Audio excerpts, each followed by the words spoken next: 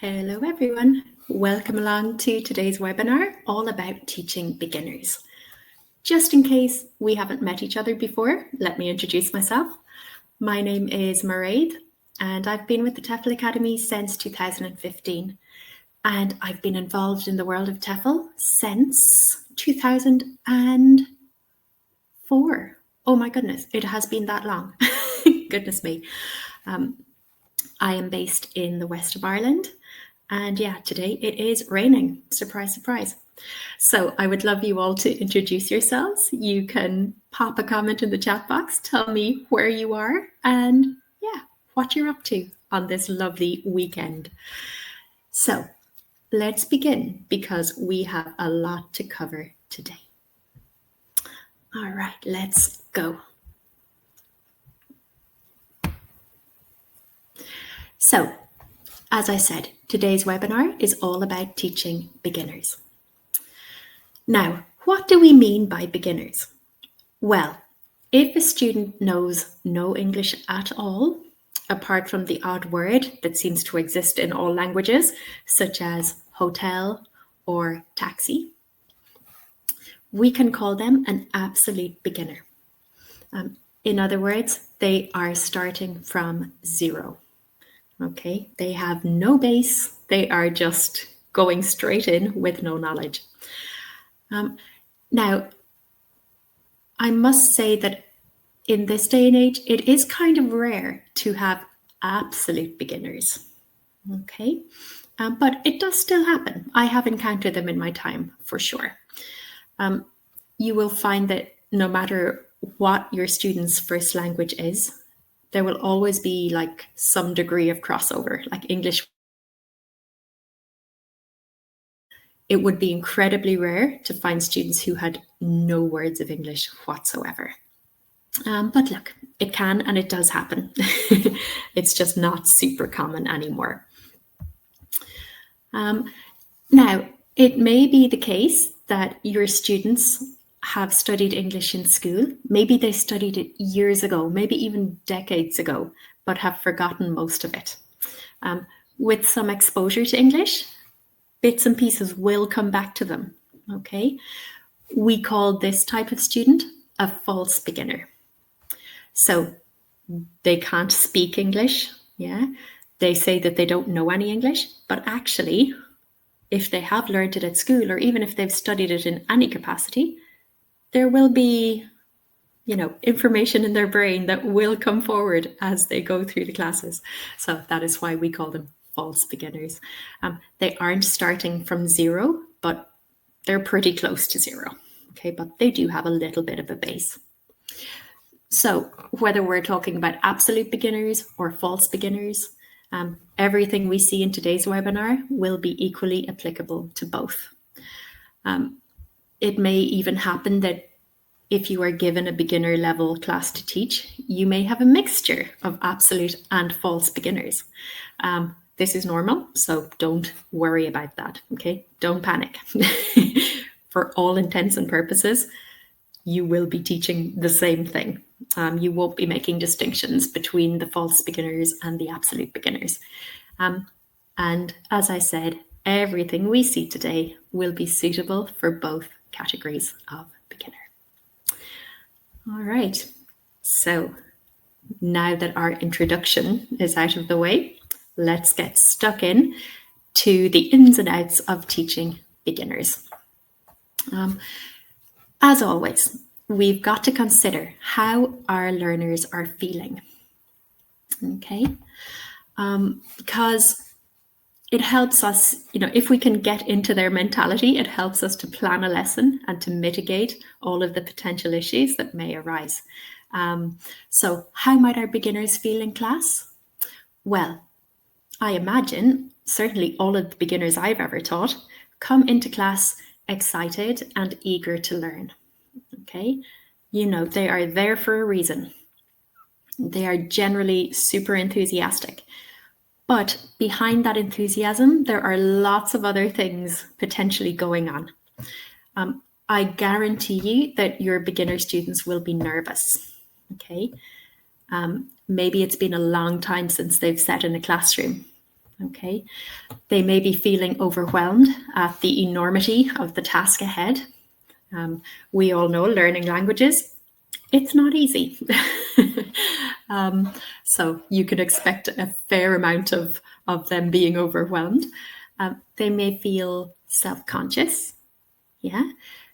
We all know as well from experience, it's hard starting something new. You know, it's quite exposing, isn't it, to jump into a new skill. You know, as human beings, we don't like to be put on the spot, really. Okay, we don't like to be exposed for making mistakes. Your students may be very, very self-critical. Yeah, they may be embarrassed that they hadn't learned earlier. They may have preconceptions about their ability to learn languages. Like, I will often hear from my beginner students, oh, I'm not a language person. Okay, I'm a numbers person, or I'm a science person. Okay, I'm not a language person. So, you know, your students will bring enthusiasm, but be aware that there will also be this whole thing going on with them too. They'll be trying to hide it, they'll be trying to overcome it. As teachers, we've got to be understanding, and we've just got to make the path as smooth as we can for them. Okay, you know, we offer lots of encouragement, we offer lots of reassurance and empathy and understanding above all else.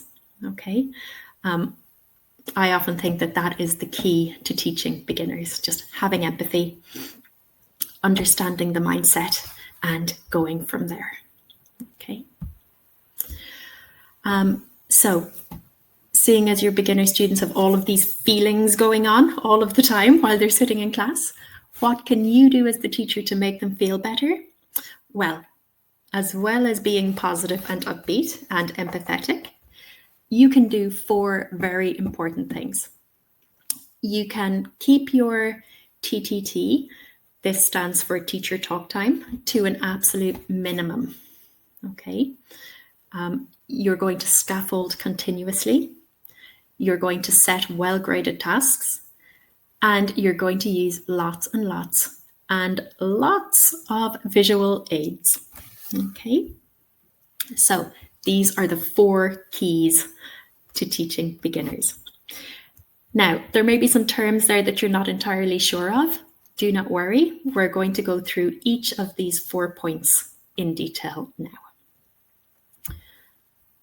Okay, so our first one, keep TTT to a minimum. As we said, TTT stands for teacher talk time. That is, just as it sounds, the amount that you as the teacher speak. Okay, the amount of verbal input you give. Too much TTT will overwhelm students of any level, but particularly beginner students. Okay, you will freak them out if you start talking too much too quickly. Okay, they won't understand, they're going to get frustrated and overwhelmed. So what can you do to reduce or to keep your TTT to a minimum? Well, in class, a lot of the speaking we do involves giving instructions to tasks. Okay, we find ourselves giving instructions all the time. If you can give instructions using the imperative voice, that will reduce your TTT significantly. What do we mean by imperative? Well, this is the form we use to give orders. For example, open your books, turn to page 3. Okay, read the text, put up your hand. Yeah, so it is that form, just put, do, make, have. Yeah, the form we use to give instructions. What you cannot do is give very long instructions. For example, if I say to my students, okay, so now that you're ready, I would love it if you could please open your books. Okay, that is just noise. The only important thing you have said there is open your books. Okay, we don't want to dress things up in overly complicated languages. Oh, I wonder if you could please. No need for that. Okay, they won't understand it. Or would it be possible to? Okay, forget about it. Get straight to your verb. Open your books, turn to page 5. Okay, bring it right back down to basics. Don't worry about sounding rude or direct. That is not an issue. Okay, your tone of voice and your nice smile and approachable manner will, convey all the friendliness that you need to. But keep your instructions direct to the point. Another thing you can do is keep your explanations concise. Imagine if you were planning to teach some vocabulary. While you are planning the lesson, decide what explanation you are going to give. And just like the instructions, take it right back down to basics. Okay, we want to keep our explanations as short and simple as possible. Again, this all happens in the planning stage. Okay, you will plan what you are going to say to explain words, grammar, etc. Okay, that's what the planning stage is for. And super important when it comes to beginners, and I think students of any level really, support your words with body language. Okay, especially when you're teaching beginners. Like, remember we talked about keeping instructions short. So I might say something like, open your books, and I would do the gesture like, open your books. Okay, or while I'm saying read the text, I would hold up the page and say, read the text. Okay, so, support what you are saying with body language, with gestures, if possible. Yeah, I think you'll find though, when teaching beginners, we can do a lot in terms of body language and gestures to support what we are saying. Okay, so our second point mentioned scaffolding. Now, just in case you haven't encountered this term in a teaching context before, scaffolding means support. Okay, just like in construction, right? The scaffolding around the building, it supports the building, it keeps it in place, it supports the building process.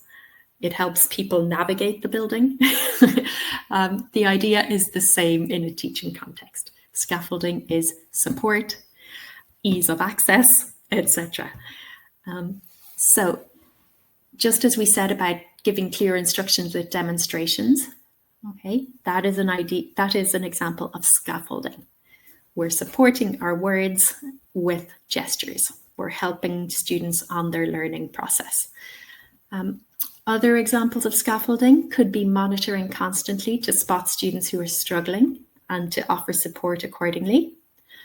Okay, monitor here just means that while students are doing a task, we walk around and we see what they're doing. Yeah, or maybe we listen to their conversations. Okay, we are always aware of what they are doing. And if we notice that they're struggling, then we can jump in and help them and not just leave them struggle the whole class. Okay, so monitor constantly and monitor carefully. You've got to know what's going on with your students. Another thing we can do to scaffold is to use task prompts. So imagine you're designing a speaking task for a low-level student, such as a beginner or even elementary. It's a really good idea to give them some help, such as sentence stems. In case you haven't heard of a sentence stem, that is basically the beginning of a sentence that they will then complete with their own ideas. Okay. For example, I like ... I love ... Yeah, you're giving them the beginning of the sentence and they will use that to then form their own ideas. Okay. Imagine you were teaching a class all about food. Yeah, and you wanted the students to talk about food. Again, you could say, I like, I love, I hate. And then they can come along and say something like, oh, I like pasta. Okay, I love pizza. I hate fish. All right. So, you're giving them the beginning of the sentence. They are completing it with their own ideas. That is a really nice way of scaffolding a speaking task for low-level learners. If you didn't want to do sentence stems, other things you can do by way of scaffolding could be pictures. Yeah, like you could give them pictures of different types of food, and then they can talk about whether they like, love, or hate them. You can give them a word cloud full of vocabulary about food that they can take inspiration from. You can give them conversation questions. Like obviously for beginner level, they would be very easy questions. Like, do you like fruit? How often do you eat fish? Yeah. Do you eat meat? For example. But especially when it comes to speaking tasks, we can't expect beginner students to be able to hold a conversation by themselves. We've got to give them some help and support in the form of scaffolding. All right. So always be prepared with something to help them to achieve the task. Some other things we could do for scaffolding could be to model new language carefully. So here by model, we mean that you as the teacher give an example. Yeah, maybe you give several examples. We can't expect our beginner students to produce language if they haven't heard us use it first. All right.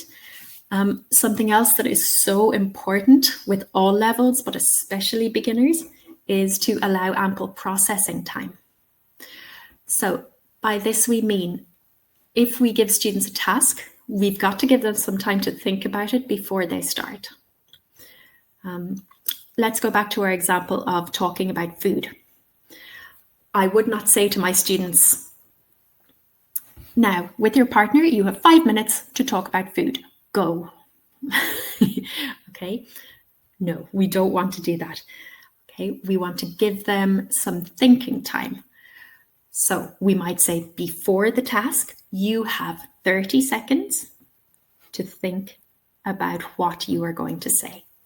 Or you have 30 seconds to write down 3 words or 3 foods that you will talk about. Okay. If that is even too difficult for them, if you think they won't understand that instruction, you can say, take 30 seconds, maybe write it on the board. Take 30 seconds to think. Okay. Don't talk, just think. All right. We've got to build in some preparation time for them. The same goes for when we ask them a question. Okay, don't expect them to answer us immediately. Be prepared to, give them a few seconds to get going. Just ask your question and, nod encouragingly. Don't rush them for an answer. Okay. Beginners will often need a lot of time to think before they can make something come out of their mouth. All right, so processing time is key.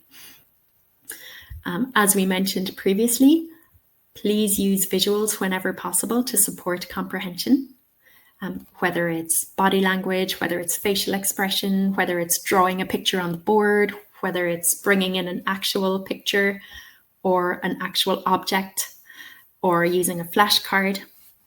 Okay, use visuals whenever you can. And as with all levels, try to integrate pair and group work as much as possible. All right.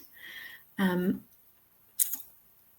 best way for students to overcome their nerves and their feeling of fear in a class is to just get them working, put them together and give them something to talk about. Okay, keep them as active as you can. And, that also has the wonderful advantage of reducing your own teacher talking time. Because if you're not talking, they are. And we want them to do most of the talking. Okay. Our third point was all about setting well-graded tasks. So what do we mean by graded? Well, the tasks we set for our beginners must be simple and achievable. Okay. If you're not sure if a task is too easy or too hard, it's probably too hard. So we wanted to, just in my experience, I have found if I'm ever dithering between the two, it's generally too hard. So keep things as simple as you can. We do not need fancy. We do not need complicated. Okay, they're only beginners. Anything too complicated will freak them out. Okay, it will bring all of those negative feelings to the fore. So we need to be sure that our tasks are achievable. You want to keep your task wording short and uncluttered. Okay, like if you're giving a worksheet, make sure there's not too much on there. Okay, make sure there isn't any extra flowery language that they don't need. Keep it direct to the point. Use the target language as much as possible. For example, if you're doing your worksheet on different types of food, make sure that there is only food there, that you're not bringing in other unrelated things. Okay, like keep the worksheets focused on what you are teaching them. Avoid using language that is too difficult. Again, that's only going to overwhelm them. And always, always, always scaffold by doing an example yourself first. Okay, so your task selection is so important with every level, but especially for beginners. All right, the key thing here is just keep it simple. Okay, don't overwhelm them with extra stuff they don't need. Okay, when it comes to task types for beginners, let's look at some examples. These are by no means the only task types that work, okay? There are tons of types that can work, but here are just some examples. Matching lexical items to pictures. Like imagine you're doing vocabulary, yeah? You could have 5 pictures of food on the left, the names of foods on the right, all mixed up, and all they need to do is match, okay? I love a matching activity when it comes to teaching vocabulary, okay, because it's so simple. Students look at it and they instantly know what they have to do, okay? It is not complex. So you can consider matching tasks. If you're teaching, again, grammar or vocabulary, and you want to do a controlled practice or an accuracy-focused task, maybe just whip up a quick gap fill. Okay, maybe you've been teaching the present simple tense, like I go, I have, I see, I eat, I drink, I get up.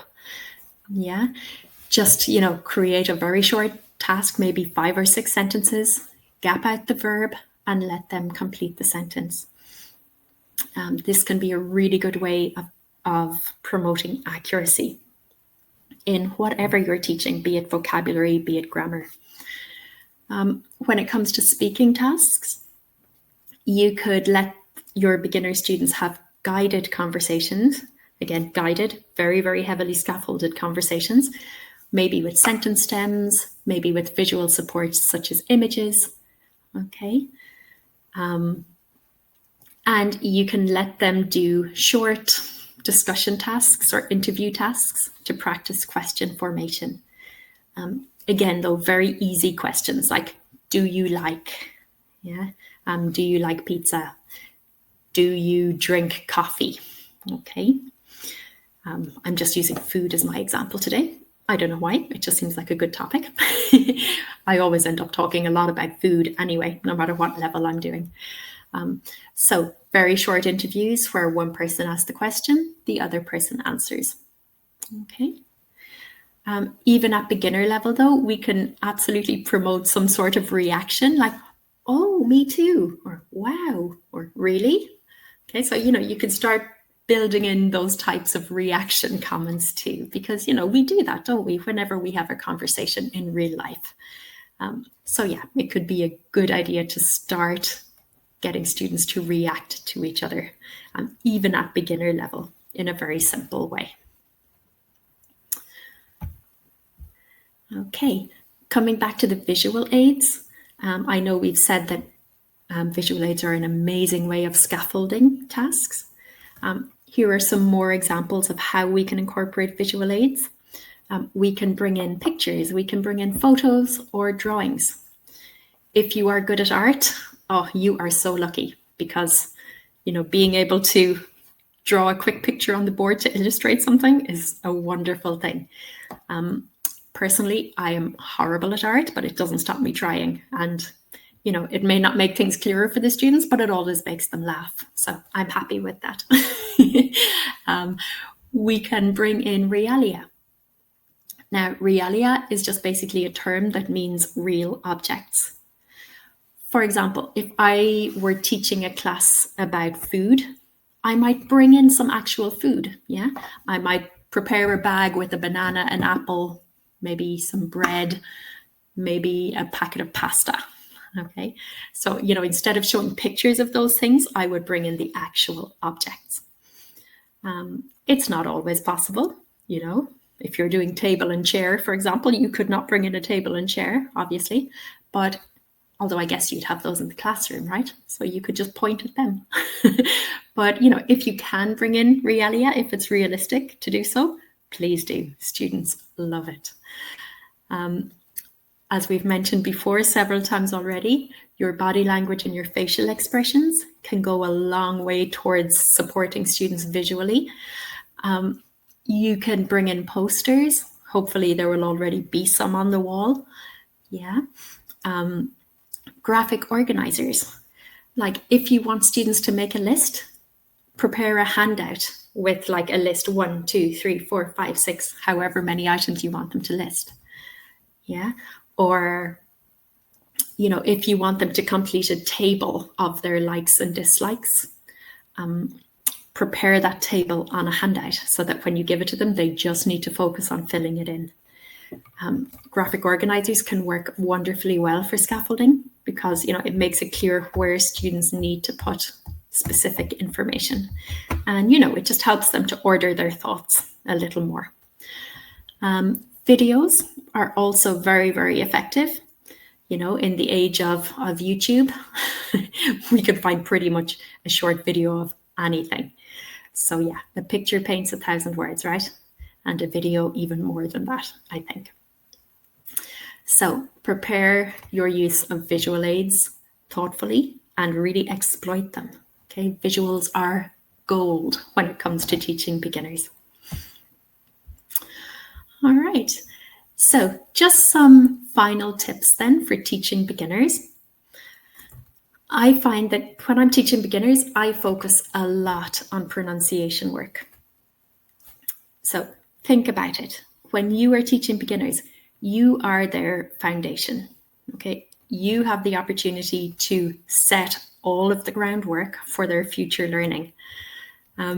Pronunciation in English is hard. So the more you can practice with them and expose them to all different types of pronunciation, the better. Okay.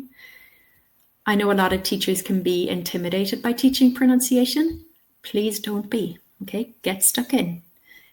If you can practice pronunciation a lot with your beginners and really lay that foundation, you are doing them a huge, huge favor for their future learning. Okay, so focus a lot on pronunciation work. Do lots of choral drilling before you ask for individual repetition. So imagine I'm teaching the word pizza. Yeah, again, on the food theme. I don't know why, but let's go with it. So I would say, everybody listen, pizza. Okay, listen again, pizza. Everybody again, say it again. Okay, so that is what we call choral drilling, when the whole class says the word. We want to give them the opportunity to practice in the safety of the group, to practice pronunciation in the safety of a group before we start asking individuals to say it. Okay, again, it comes back to not wanting to put anyone on the spot, not wanting to potentially embarrass anyone. You know, you don't even have to do individual repetition if you don't want to, like if it sounds like everyone is on track. But always go from whole class repetition, then to maybe groups, and then individual if you feel the need to do it. If you can, Yeah, if it works for your students, try to make your class an English-only zone. Let me give you an example of what I mean by this.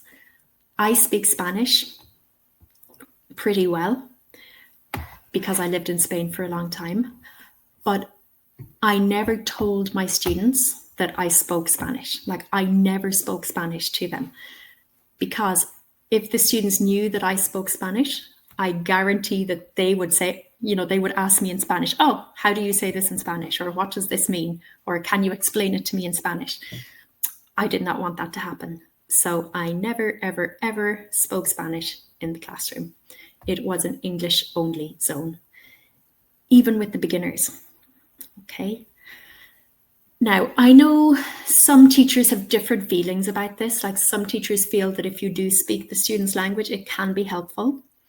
And maybe it can, maybe it would suit certain classes. But for me, in my way of thinking, you want to encourage your students to communicate with you in English. Okay, you want to challenge them to understand English and to be able to respond in English. So you can definitely try making your classroom an English-only zone. Again, though, opinions on this vary, but that is my point of view. Above all, I would say enjoy yourself. Okay. Teaching beginners is uniquely rewarding. It can be very daunting at first, especially as a new teacher, because, it is you walk into class and you're just greeted by, blank faces. Sometimes you say something, they don't react. It can be quite daunting at first, but, it's them, it's not you. Okay, or it's not you, it's them. Okay, you just persevere, be friendly, be approachable, try to implement all of the tips we have seen in this webinar, and I promise you it will be a hugely enjoyable experience. Okay, you get out what you put in. Okay, so yeah, don't be scared, jump in. I found that, I didn't teach beginners till I'd been teaching already for maybe a year or two. I'd started teaching higher levels, and I actually found that I learned more about teaching in 1 week of teaching beginners than I had learned in the previous 2 years of teaching higher levels, because it's just, while all of the fundamentals of teaching are the same, it's almost like a different skill set. It's one that really forces you to bring everything back to basics. And actually teaching beginners made me a much better teacher for all of the higher levels going forward. So yeah, enjoy yourself above all. Don't be scared. Jump straight in. Okay, well, that's enough for me. I feel like my TTT is off the charts today. So it's over to all of you. Do you have any questions about teaching beginners? If you do, please pop those questions into the chat box. While you're thinking of questions, I am going to see where you all are today, because that is like my favorite part of every webinar. It just blows my mind that all of us can come together from all over the world just for 1 hour on a Saturday. It's a wonderful thing. So we have Shannon in Vancouver. Sunshine. Oh, wonderful. Sharon. I know, Sharon, a lot of my favorite TV shows are filmed in Vancouver, so I've always really wanted to visit. We have Meryl in South Africa. Lovely to meet you, Meryl. We have Sarah in the Netherlands. Sunny, rainy, stormy all at once. Oh, yeah. I hear you, Sarah. Same here. Have you heard of the saying, if you don't like the weather in Ireland, wait 5 minutes? Sounds like it's the same in the Netherlands, right? It's a Northern European thing. Okay, we have Rotumio in Uganda. Oh, welcome, the other side of the world. And Joanna, you too, in Africa. Wonderful, South Africa. Pedro in South America. Lovely to meet you, Pedro. We have a student from Japan. Oh, wonderful. I was talking to my friend today. She has just spent 3 weeks on holidays in Japan. She said it was the most amazing thing she's ever done in her life. We have Alexis, South Africa, Sandra in New Zealand, also the other side of the world. We have Georgie in Georgia. Wonderful, welcome. Ziba from India. Oh, how fabulous. Oh my goodness, my mind is just traveling to all of these wonderful places. We have Aisel in Zimbabwe, Lou and Michael in the UK, just across the water. Thank you for coming. And Ipswich. Hey, Rainy. Hey, Rainy Ipswich. Hi, Rosie. We have Nigeria. Oh, this is amazing. This is like one of the best geographical spreads I've ever seen in a webinar. Love this. Okay, we have Rajesh. Hello, Rajesh. I have no experience in teaching, but 8 years business communication and banking. Oh, fab. Everyone I meet, this weird thing to say that I'd make a great teacher. Oh, good. Look, as long as you are open, open to meeting lots of people, you will make a great teacher, I'm sure. It's all in the attitude. Okay. Pedro, question. What to do if a student blocks and just won't speak? Yeah, this happens sometimes with beginners. Can you play a video or music or something relaxing? Oh, absolutely. As we said, Pedro, beginner students, they have a lot of feelings going on. And sometimes, yeah, they will literally just, they'll want to speak, but they will just be blocked, whether it's from fear, whether it's from fear of making a mistake or embarrassment. Yeah, the best thing we can do, Pedro, is just not pressure them. We want zero pressure. If you're talking to them, give them the opportunity to speak. But if they don't speak, don't force them. Just say, okay, we'll come back to you later and move on. Okay. Or you can say something like, no, that's okay. Maybe next time. Or we can tell them, put your hand up when you're ready to answer. Okay. So in other words, we do not pressure them, but, we support them, we empathize, and, we ask them to speak when they are ready. Okay. Now, I often find that a student may be blocked like that when they don't understand a task or if they don't have the language to do a task. So again, it comes back to everything we said before about, choosing well-graded tasks, making sure everything is scaffolded. We've got to set them up for success. Playing music is interesting, Pedro. I have done this a lot with beginners and actually with all levels. Say if I want them to do a speaking task in pairs, I'll explain the task to them, and then I will put on like some very low background music, usually instrumental music, maybe classical music, just to break the silence. Because sometimes, students can be afraid of breaking the silence. It's like this weird psychological thing. So if you can break the silence with some low background music, yeah, that might well encourage them to speak because they don't feel like everyone is listening to them. All right.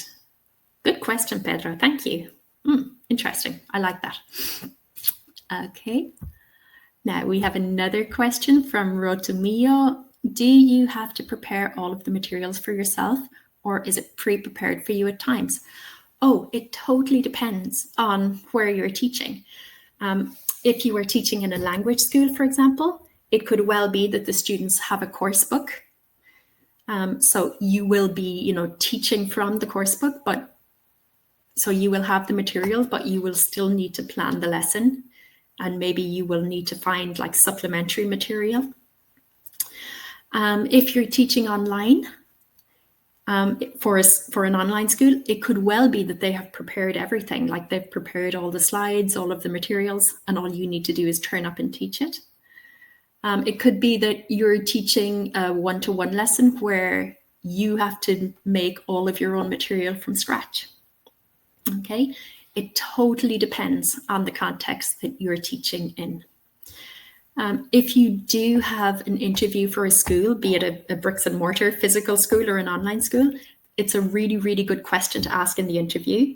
Like, is material provided or do I need to source it myself? I know that given the choice, I would always take a job that had materials provided over ones that didn't, because it can be incredibly time consuming to source everything yourself from scratch. Once you have some experience, though, I think you'll find that even if materials is provided for you, you will end up making your own anyway, because you'll have your own preferences, your own ways of doing things. But yeah, good question. And the answer is it totally depends. So Sharon, where do you start? Oh, $1 million question. Alphabet, vocabulary, or... So I would always start, Sharon, with basic greetings and phrases. Like, imagine, Sharon, you decided you wanted to learn Italian. What would you expect to learn in the first class? I know if it were me, I would expect to learn how to say hello, goodbye, my name is, I'm from. Yeah, because they are like the basic foundations for conversation. So that is where we start in English. Okay, we start with the hellos, goodbye, like how to say hello, how to say goodbye, how to say my name is, how to ask what's your name, yeah, how to say where you're from, how to ask where are you from. So I would always start with those basics. Like for the first class, I would just focus on those couple of exchanges. Because firstly, because it gives students confidence, like they're communicating immediately. It gets them out of their shell. Secondly, it's what they expect to learn. So, it's not coming as any great shock to them. They've anticipated this, so their brains are like ready for it. Also, once they are able to say like a couple of short words and phrases, then it's much easier to jump into things like the alphabet and spelling, because you can say, remember we learned this word, hello. Yeah, and then you could focus on maybe the H sound or something. So like you're using a couple of very basic expressions to then springboard into other stuff. Okay, so I hope that makes sense. Let me know in the comment. All right, thank you, Sharon. Great question. Okay, Sarah, how would you begin the very first lesson? Oh, similar question. When there's limited knowledge, do you do things like my name is? Yes. And have you any preferred online written or visual resources for teaching this stage? So yeah, Sarah, we just covered that. I would definitely start with the basics, greetings, where are you from, etc. Get them communicating like immediately, and then use that to springboard onto other stuff. As for preferred resources, honestly, no. I mean, I'm sure there are a ton of resources out there for beginners. Like if you just hit up Google and you search for, EFL resources beginners, yeah, I'm sure you'd find a ton.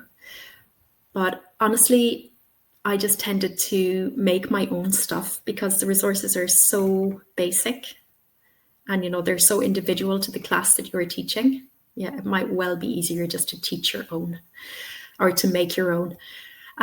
If you are working as maybe a private teacher and you get some beginners, I would probably recommend getting your hands on a course book, because, then you will have access to like a proven curriculum for beginners. There are tons of course books out there, like New English File, Headway, etc.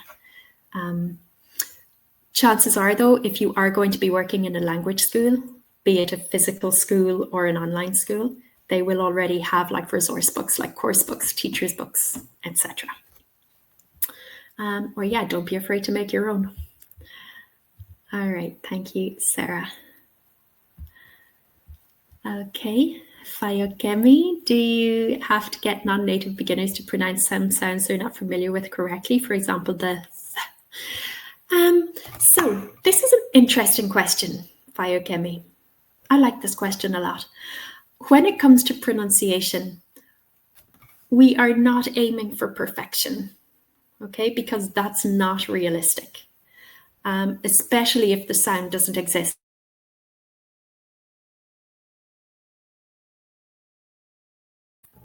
here I am. I disappear. So sometimes it is just not realistic to expect perfection. What we do want to do is expose them to the sounds, okay, and give them a chance to recreate the sound. But let's not demand perfection. As long as they can be understood, that is good enough. So when it comes to like a what I would probably do is model it a lot. Like I would say, listen, look, okay. So like I would physically show them what's happening. I would let them hear the sound. But when it then comes to them repeating the sound, I don't care if they don't say it perfectly, okay? I just want them to try, and I want them to be more or less understandable, okay? You can always keep working on it, and maybe one day they will be able to say it perfectly, but really perfection is not a realistic aim, okay? As long as they can be understood, that's good enough for me. And as long as they can recognize it when somebody makes the sound. All right, good question. Thank you so much. Okay, digital or physical material, which one is better in your opinion? Oh, totally depends. Totally depends on your context. Obviously, if you're teaching online, it will have to be digital. If you're in a school, like in a physical classroom, then you can still use digital if you have a laptop in the room, or if you have a projector or an interactive whiteboard. If not, physical is all good if you have that opportunity. It totally depends. Okay, whatever is most convenient for you and whatever helps the students most. Okay. Remember before I was talking about realia, that is like real objects. I would always prefer to show students a real object rather than a photo of that object. So when it comes to realia, I would prefer physical material. But if that's not possible or it's not realistic, yeah, a photo, a digital image, whatever you prefer. Okay. Honestly, I don't think students mind as long as they know what you're talking about. Okay, Rosie, I taught French to beginner English kids and some won't speak until they think they can do it correctly. I know, yeah. It comes back to all of those negative feelings going on in the background. Again, all we can do is just keep encouraging, keep supporting, keep giving them achievable tasks, give them processing time, give them scaffolding, and hope that it will come along. Hope that they will start producing it eventually in their own time. Don't pressure them. I think pressure is the worst thing we can do. All right, thank you, Rosie. That's so interesting. It's so typical for the beginner level. Okay, Sarah, does the level 3 qualification teach us how to teach pronunciation and rationale for how and why we pronounce words in a certain way? For example, scent and scent. Off the top of my head, yes, I believe there is a unit on pronunciation in level 3. If you look at like the contents of the online course, I am pretty sure that there is a unit on pronunciation. And, both for level 3 and level 5, if you ever have any questions about pronunciation, please send a ticket to tutor support. Okay, and we will be more than happy to help you there. Okay. So Meryl, for someone with no experience in teaching, should we start with one learner or more at a time? What age group would be ideal to start with as an online teacher?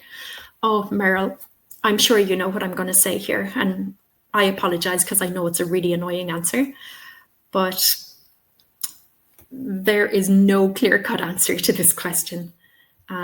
It totally depends on what you as a person would prefer. Okay. Personally, when I started, I just wanted to get going. I wanted to throw myself in at the deep end. So for me, a group was perfect. Okay. Because I thought that I would overthink things too much if it was only one student. But that's just me personally.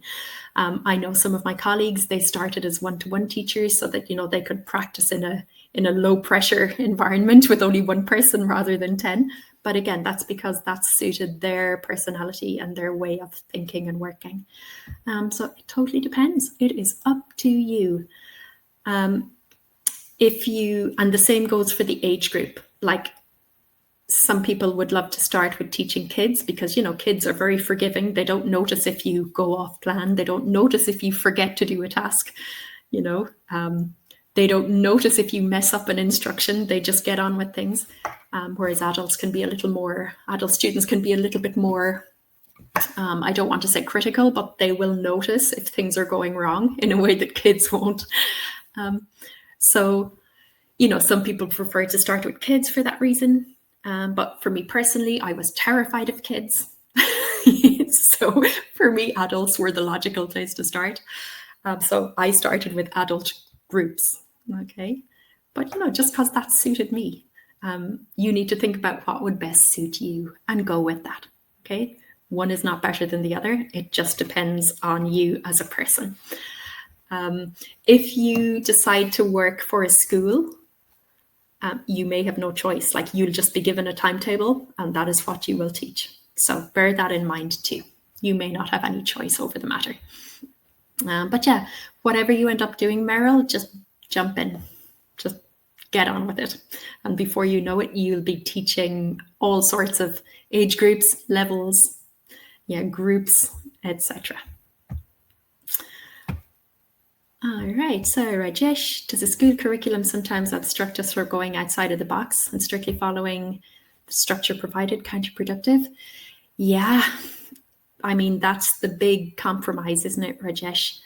On the one hand, it's amazing to have a course book because everything is provided for us and we don't have to plan like an overall scheme of work. We just follow the book. But yeah, on the other hand, totally. Like, if we need to cover Unit 3 this week, we've got to cover Unit 3. We can't go off on crazy tangents doing our own thing if it means that we don't cover the book. But it's the payoff, isn't it? Do you want total freedom? Do you want total guidance? The reality is that all of us want something in the middle.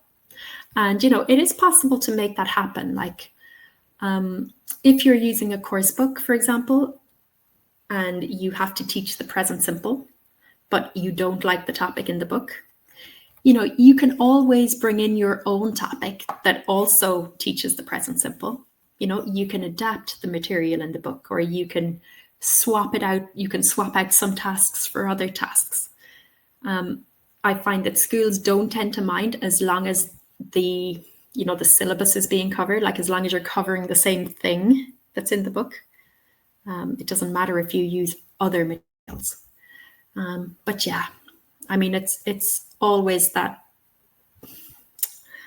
finding a balance, isn't it? And I guess too, it depends on the school you work in. Like, I've worked for schools who really wanted their course book covered. Yeah, and I've worked for schools that just didn't really care as long as the students were happy. So yeah, totally depends as well on the environment you're working in. All right. So I have taught English to Japanese students in Japan. Oh, amazing. I love Japanese students. They are like my favorite students to teach. So it's very easy to talk to one another in our first language. Do you have any good ideas for us to do all the activities in classes? So do you mean, Kauri, do you mean to just speak English? I think when it comes to, making an English only zone, it can be hard, like when everybody speaks the same language and everybody knows that everyone speaks the same language. I think here, Kauri, as the teacher, you can just speak in English. And even if they keep talking to you and asking you questions in Japanese, just, refuse to engage. Just like, oh, in English, please. Oh, that's not English. Okay, can you speak English, please? So, just keep insisting. Just don't engage with them in Japanese. And the same when they're talking together, like in groups, as you're monitoring, just keep saying, oh, in English, please, in English. Remember, this is English class, not Japanese class. In English, practice English. So hopefully that's what you mean in that question. If not, please throw in another comment if I haven't answered your question properly. But yeah, that can be hard. That can be hard. Like, I know that I have also been in your position in that I have taught Spanish to Irish people. And yeah, again, I totally get that temptation to just speak in English the whole time. But yeah, you've just got to not let that happen. And eventually they'll get so frustrated by you saying English, English, English, they will just do it, hopefully. All right. Okay. Hi, Ray. It's the practical way to do rhymes for native young speakers and playgroups for babies and toddlers. Could ESL use this way as major measures when it comes to ESL teaching? Oh, absolutely. Like, if you're teaching young learners, for sure, break out all of the typical nursery rhymes, the songs. Yeah, definitely. Head, shoulders, knees and toes, the wheels on the bus. Okay. Yeah, all of those games that you played when you were a kid in English, like what time is it, Mr. Wolf? Yeah, all of those are amazing when it comes to teaching young learners in English. Absolutely, Ray. Think back. Like, when I was teaching kids, yeah, I used to just think, well, what did I love doing when I was 5? What songs did I love? What stories did I read? Yeah, and then just do that. Okay. Great. Singing. Yeah, singing is amazing, Rosie. Like, all singing, all dancing, all actions. It's the best way to go for sure. Okay. Amina, can we do choral drilling if you're doing online teaching? Yeah, Amina, I don't see why not. Yeah, why not? I know I've done it. Another thing, though, I've done, like, if I have a really big group, like if I have, say, 10 or 12 in an online class, instead of choral drilling, like with everyone with microphones on, I will tell them all to mute themselves and then just practice themselves, but with their microphone muted. So, like, I can see them all on screen doing it, like, but without the huge noise of 12 microphones activated at once. And then when I feel like they've all practiced, then I will just like ask individual people or maybe 2 people to activate and say the word. So yeah, choral drilling on mute. It sounds strange, but they still get to practice without, in the safety of having no one listen to them. And then you can do smaller group or individual drilling if you want. But yeah, otherwise everyone activates microphones and goes for it. Why not? Okay. Pedro, I remember when I was studying French at a school in Montreal, it was traumatic because I didn't know a word in French. So I still think if the teacher knows the native language, it helps.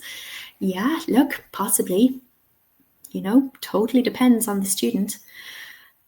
Maybe, yeah, I mean, I think it can help if the teacher speaks the native language, or if the teacher speaks the student's native language, because they understand the thought process that goes on.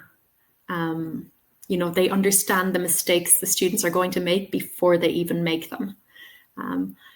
But yeah, as I said, personally, I would just prefer to keep other languages out of the classroom. But, there are arguments for and against. Absolutely. Yeah, it just depends. All right. Thank you, Pedro.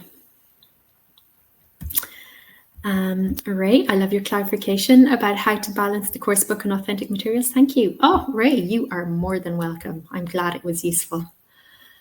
All right. And oh my goodness, our time is up. Wowzers, that was a fast one. That was undoubtedly the fastest hour of my whole week. Thank you all so much for your amazing questions. Gosh, you are all very switched on. You're all thinking the right thoughts at this stage in your teaching career. Thank you so much for all of those amazing questions. Just before I go, I'd like to remind you that all of our previous webinars are available on our YouTube channel. So head along to the TEFL Academy YouTube channel and you will find all of our past webinars in the videos section. This webinar will be posted there too in a couple of days. We would as always love to get your opinions on these webinars, because it's important to us that we give you useful information and that we address topics that you would like to see addressed.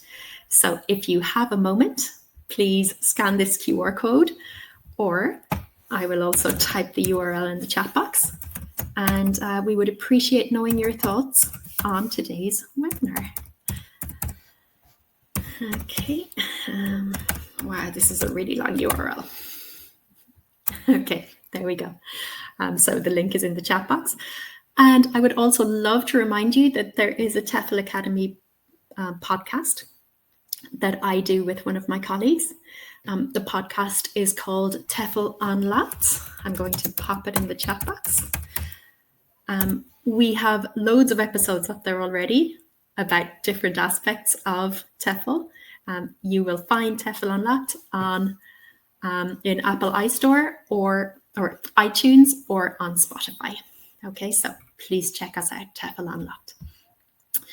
Okay, if you asked a question that I did not have time to answer, remember that you can always send a ticket to tutor support with any questions teaching related.